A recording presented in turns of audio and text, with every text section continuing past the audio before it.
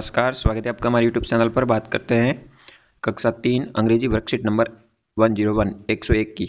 यहाँ पे आपके सामने पैसेज दिया गया है। पैसेज को सीक्वेंस के अनुसार सेंटेंस को व्यवस्थित करते हुए वापस स्टोरी को सही लिखना है। जैसे कि यहाँ रंग अलग अलग दिए गए हैं, रंग के हिसाब से पार्ट्स को अलग अलग आपको क्रम वाइज करना है। तो सबसे पहले जो ऊपर की लाइन दी गई है ये सबसे पहले लिखेंगे स्टोरी के अनुसार। व्हील वॉकिंग की ये आपको सबसे पहले लिखनी है। उसके उपरांत नीचे की तरफ जो कि यहाँ से 10 से शुरू हो रहा है कलर, ये जो ब्लू कलर में है या पर्पल कलर में है, ये ब्लू कलर में है। ब्लू कलर की फर्स्ट नंबर, 2 नंबर में पर्पल कलर को लिखेंगे। 3 नंबर में आपको जो कि ऑरेंज कलर में दिया गया है या रेड कलर में जो भी आपके है, तो ये आपको 3 नंबर पैराग्राफ लिखना है। फिर 4 नंबर में यहाँ से दे से शुरू करेंगे, दे गॉड से लगा के मर्ड तक लिखेंगे। तो इस तरह से इस पैसेज के अंदर जो स्टोरी दी गई है इसको व्यवस्थित आपको यहाँ पे नीचे वापस दोबारा लिखनी है। तो 1 नंबर लाइन यहाँ लिखेंगे, फिर 2 नंबर 3 4 इस तरह से व्यवस्थित आपको इस स्टोरी को दोबारा लिखना है। फिर बात करते हैं वर्कशीट नंबर 102 की। 102 में कुछ कमांड्स दी गई है जिनको करेक्ट सही है उन कमांड्स को लिखना है। जैसे कि पहले में डॉग के द्वारा अटैक करने पर रोहन भाग रहा है, तो भागना को कहेंगे रन, यानी उसको जो कि कमांड दी जाएगी रन की दी जाएगी। इसी तरह यहाँ राइज और हैंड्स हाथ ऊपर करने से संबंधित है। फिर थकने पर टेक रेस्ट की जरूरत पड़ती है, तो यह आदेश होगा। फिर यहाँ पे चित्र के अनुसार जंप यहाँ एक्टिविटी होगी, तो जंप के अंदर इसका करेक्ट कमांड होगी। यह हो जाएगा स्टॉप फाइटिंग, यानी लड़ाई हो रही है तो उसको रोकने के लिए आप स्टॉप फाइटिंग यहाँ पे एक करेक्ट कमांड देंगे। इस तरह से बढ़ने के उपरांत 103 यानी 103 की बात करते हैं। यहाँ आपको पिक्चर को देखना है। देखने के उपरांत इस पिक्चर से संबंधित आपको 4 से 5 वाक्य बनाने हैं। जैसे कि पहला वाक्य दिया गया है, सभी बच्चे बगीचे के अंदर खेल रहे हैं, तो इस तरह बनाएंगे children are playing in the garden. फिर एक कुत्ता पेड़ के नीचे बैठा है, तो लिखेंगे a dog is under the tree. झूला झूल रहे हैं, बच्चे खेल रहे हैं फुटबॉल से, या फिर आप कूद रहे हैं। इस तरह से आपको 4-5 यहाँ पे वाक्य बनाने हैं।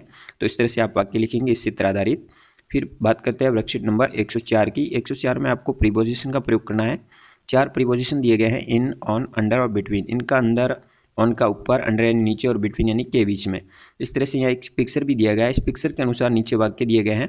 जैसे under is a rat the table, table के नीचे है चूहा, तो अंडर का प्रयोग करेंगे। क्लॉक ऑन द वॉल यानी दीवार के ऊपर है clock. Globe on the chair, on का प्रयोग करेंगे। या बिटवीन का होगा, द बैग और हेलीकॉप्टर के बीच में है वो बुक पड़ी है, तो बिटवीन का प्रयोग करेंगे।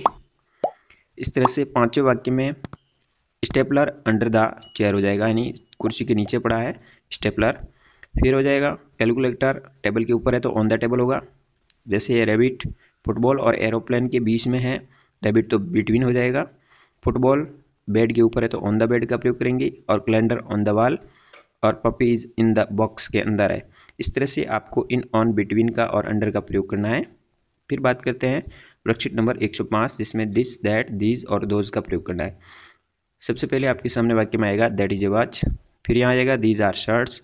फिर दोज आर पैंट्स हो जाएगा। फिर चौथे में लिखेंगे दिस इज पर्स, यहाँ हो जाएगा दोज आर चार्जर्स। और छठे में हो जाएगा दीज आर लीव्स। और सातवें में लिखेंगे दैट। आठवें में दिस का प्रयोग करेंगे।